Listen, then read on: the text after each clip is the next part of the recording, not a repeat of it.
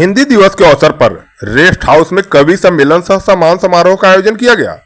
स्थानीय एक निजी रेस्ट हाउस में हिंदी दिवस सह सम्मान समारोह का आयोजन किया गया, जिसमें मुख्य अतिथि जीतन राम मांझी, लोजपा नेत्री इंदु कश्यप सहित कई गणमान्य लोग उपस्थित रहे। कार्यक्रम का संचालन समाज सेवी सह पत्रकार संतोष श्रीवास्तव ने किया। वहीं कई कवियों को पूर्व मुख्यमंत्री जीतन राम मांझी ने सम्मानित किया। वहीं कवियों द्वारा एक से बढ़कर एक कविता पाठ करके लोगों को मंत्र मुग्ध कर दिया गया। कार्यक्रम को संबोधित करते हुए जीतन राम मांझी ने कहा कि जहां न जाए रवि वहां जाए कवि। इस तरह पर कवियों को अपनी बात रखकर सरकार तक पहुंचाना चाहिए। अगर कवि चाहे तो कोई भी बात को कविता के रूप में ढालकर सरकार तक पहुंचा सकती है। इस अवसर पर एसके सुनील, इंदु कश्यप, संतोष श्रीवास्तव, सावित्री सुमन, रविशंकर तथा कई अन्य कवियों ने अपनी कविता लोगों को सुनाई। वहीं इस कार्यक्रम में कई गणमान्य लोग उपस्थित रहे। हिंदी हम लोगों की मातृभाषा भी है, लोक भाषा भी कहा जाए। अफसोस है कि अभी तक राष्ट्रभाषा का रूप धारण नहीं किया है। हालांकि हिंदी में एक से एक विद्वान पैदा हुए हैं। राष्ट्रपति मैंने राष्ट्रीय पुरस्कार प्राप्त दिनकर से लेकर के मैथिली सदगुरु जयशंकर प्रसाद, एक से एक हिंदी के लेखक उपन्यासकार हुए हैं, जो देश की स्वतंत्रता में अहम भूमिका भी अदा की है।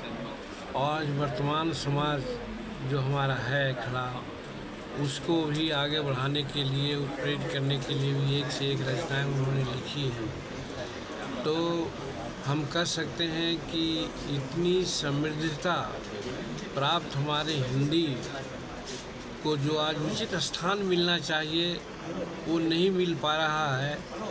और इसके लिए अफसोस है कि हमारा देश विभिन्न संस्कृति का, विभिन्न भाषा का, विभिन्न वेशभूषा का होते हुए भी एकता के तार में बंधा हुआ है।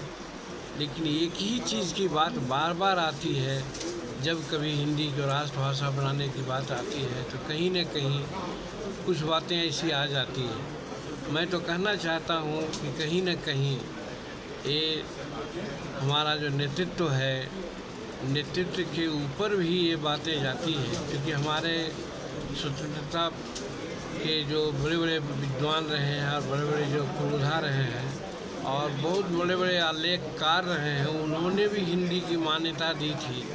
और अगर उनके आधार पर भी अगर हिंदी को आगे ले चलते तो हम समझते कि हिंदी आज अपना गौरव को प्राप्त कर ली होती। लेकिन उसके बावजूद भी आज हिंदी जो साहित्य के रूप में हो, गद्य के पद के रूप में हो, उपन्यास के रूप में हो, कहानी के रूप में हो, आज समाज का दर्पण बन करके हमारे देश और हमारे राज्य को आगे बढ़ाने में बहुत काफ़ी भूमिका अदा कर रही है। और मैं समझता हूँ कुछ लोगों को छोड़ करके अधिकांश लोग ये बात मानते हैं कि हिंदी एक ऐसी लिंक भाषा है जिसके आधार पर हम एक दूसरे से विचारों का आदान प्रदान करते हैं। तो आज के दिन में, हिंदी के दिवस के दिन में, हम यही आह्वान करना चाहेंगे समाज से भी, हमारे साहित्यकारों से भी, कि आप ऐसी उत्प्रेरणा पैदा करें, क्योंकि आप में वो जज्बा होती है कि आप अपनी लेखनी से ऐसा पैदा कर सकते हैं जिसमें हिंदी के विरुद्ध कोई भी जाने वाला आदमी हो, साथ हो सकता है। और फिर ऐसा राष्ट्रनायक पैदा करें जो दृढ़ता के साथ हिंदी को प्रतिष्ठापित करे। तो हम समझते हैं कि हिंदी दिवस मनाने की सार्थकता होगी। और हिंदी से बढ़ कर के समृद्ध भाषा मेरे देश में कोई हो ही नहीं सकती है। आज अंग्रेजी को हम लोग फॉलो कर रहे हैं, वो दूसरी भाषा है।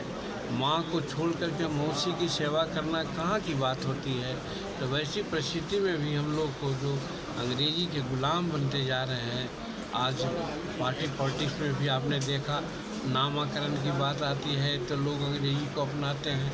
और हम जो हिंदुस्तान के लोग हैं, भारत के लोग हैं, उसका लोग थोड़ा सा अनादर के दृष्टिकोण से देखने की बात करते हैं। अगर यहाँ पर हमारा साहित्य और साहित्यकार आगे बढ़ चढ़ करके समाज के सामने सारी बातों को परोसेंगे तो हिंदी हमारी भाषा, हिंदी हमारी मातृभाषा अंततोगत्वा अपनी गरिमा को प्राप्त करेगी।